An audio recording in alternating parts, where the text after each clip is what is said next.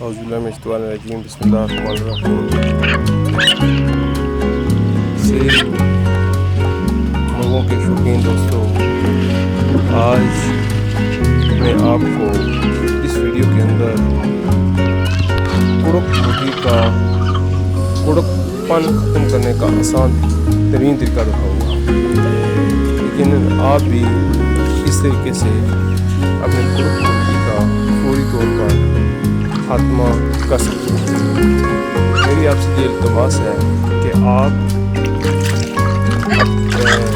एक बाल्टी के अंदर पानी लें और पानी के अंदर इतना डुबोएं कि उसका सार बाहर है और कोशिश करें कि उसके कान या मुंह के अंदर पानी ना जाए, क्योंकि वो मुर्गी के लिए ख़तरनाक साबित हो सकता है। ये अमल तकरीबन 3 से 4 मिनट तक करें।